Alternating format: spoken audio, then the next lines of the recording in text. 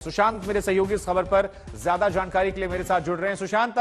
कहा जा रहा है कि आज ही अंतिम संस्कार हो जाएगा, हालांकि उससे पहले पोस्टमार्टम रिपोर्ट पर भी सभी की निगाहें हैं कि उसमें क्या बड़ी बातें निकल कर आती हैं। देखिए शुभांकर, मैं आपको बता दूं कि परिवार वाले मौलाना आजाद मेडिकल कॉलेज जो है वो पहुंचे हैं, जहां पर पीड़िता है उसका जो पोस्टमार्टम है वो पूरी तरीके से कर लिया गया है। लेकिन अब जो है वो रिपोर्ट का इंतजार है, डॉक्टर की जो रिपोर्ट सामने आएंगी उसका इंतजार है। मैं आपको तस्वीरें दिखा दूं कि यही वो मोर्चरी है जहां पर इस वक्त पोस्टमार्टम रिपोर्ट जो है वो फिलहाल जो है वो तैयार की जा रही है। उसके बाद उनके परिवार वाले जो है वो इंतजार कर रहे हैं इस रिपोर्ट के आने का, और उसके बाद उसके जो पीड़िता के बॉडी है उसको मंगोलपुरी जो है करण विहार लेकर के जाएंगे, जहां पर उसका अंतिम संस्कार जो है वो किया जाएगा। पीड़िता के मामा ने आज तक से एक्सक्लूसिव बातचीत में ये बताया था कि उनकी बेटी का जो शरीर है, बॉडी है, उसको आज जो है वो करण विहार लेकर के जाएंगे, और हो सकता है कि देर शाम तक उस पीड़िता का अंतिम संस्कार जो है वो पूरी तरीके से कर लिया जाए। लेकिन इस बीच में जिस तरीके के अलग अलग एंगल्स जो है वो सामने नजर आ रहे हैं कि किस तरीके से पुलिस अब इस पूरी थ्योरी को अलग तरीके से जो है वो इन्वेस्टिगेशन जो है वो कर रही है, क्योंकि परिवार वालों का लगातार ये आरोप है कि उनकी बेटी के साथ सेक्सुअल जो है असॉल्ट हुआ है, और उसको लेकर के पुलिस जो है वो सही तरीके से जांच करे, ये परिवार वाले लगातार कहते आए हैं। और यही वजह है कि इस रिपोर्ट को लेकर के परिवार वालों को काफी ज्यादा उम्मीद है कि इस रिपोर्ट में आखिरकार क्या कुछ निकलता है, क्योंकि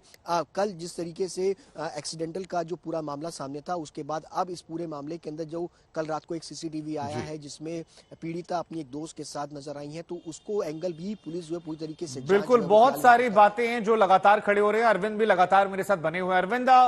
पुलिस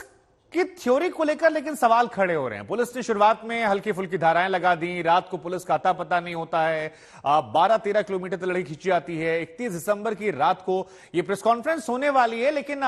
पुलिस को लेकर भी बहुत सारे सवाल होंगे मीडिया कर्मियों के मन में, और जवाब देना पड़ेगा, चाहे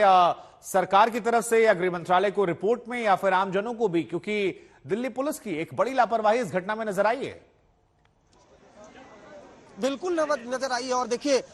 जब से ये घटना हुई है आज तक लगातार ये सवाल भी पूछ रहा है। देखिए अभी तक जो पुलिस की थ्योरी है एक्सीडेंट वाली, वो कहीं ना कहीं ठीक होती हुई दिखाई दे रही है। अब तक के जो एविडेंस आए हैं, अगर होटल के बाहर का जो सीसीटीवी है वो आज तक ने सबसे पहले दर्शकों को दिखाया, घटना के ठीक पहले का सीसीटीवी जिसमें जो पीड़िता है उसकी दोस्त है उसका सीसीटीवी भी हमने दिखाया। बड़ा सवाल ये है कि 29 दिसंबर को दिल्ली पुलिस के 4 स्पेशल कमिश्नर आते हैं, मीडिया से मुखातिब होते हैं और ये कहते हैं कि नए साल के दिन 16 से 18 हजार पुलिसकर्मी सड़कों पर होंगे, चप्पे चप्पे पर पुलिस तैनात होगी, सैकड़ों पीसीआर वैन होंगी, सैकड़ों मोटरसाइकिल पर जवान होंगे, और 48 घंटे में दिल्ली पुलिस के उस दावे की पोल खुल जाती है। पोल ऐसे खुलती है कि एक लड़की के साथ दुर्घटना होती है, 12 से 13 किलोमीटर दूर उसे घसीटा जाता है और किसी पुलिसकर्मी की निगाह नहीं पड़ती है। शायद यही वजह है कि गृह मंत्रालय सख्त हुआ है। जो शालिनी सिंह है स्पेशल कमिश्नर, उनके हाथ में इंक्वायरी दी गई है, दरअसल वो जांच कर क्या रही है, आज तक को जो एक्सक्लूसिव जानकारी मिली है उसके मुताबिक शालिनी सिंह ये जानने की कोशिश करेंगी कि उस रूट पर कितनी पीसीआर वैन थी, कितने मोटरसाइकिल पे जवान थे, आखिर क्या वजह थी कि 12 से 13 किलोमीटर दूर तक लड़की को घसीटा गया लेकिन किसी पुलिसकर्मी की निगाह नहीं पड़ी, क्योंकि दावा यह किया गया था कि सैकड़ों हजारों पुलिसकर्मी दिल्ली की सड़कों पर होंगे। यहां तक कि 31 दिसंबर को दिल्ली पुलिस के कमिश्नर खुद सड़कों पर सुरक्षा व्यवस्था का जायजा ले रहे थे, और उन सुरक्षा के दावों की हवा खुल गई 12 से 13 किलोमीटर दूर तक जब लड़की को घसीटा गया और किसी की निगाह नहीं पड़ी। उसके अलावा कितनी पीसीआर कॉल चली उस रात। ठीक है अरविंद, देखिए प्रेस कॉन्फ्रेंस जो है वो शुरू होने वाली है और अधिकारी जो है बैठ गए हैं। सुनते हैं प्रेस कॉन्फ्रेंस में क्या कुछ कहा जा रहा है। जिसके अनुसार एक जो इंसिडेंट हुआ था उस टाइम पर डिसीज्ड के साथ एक और लड़की थी, और उसके मुताबिक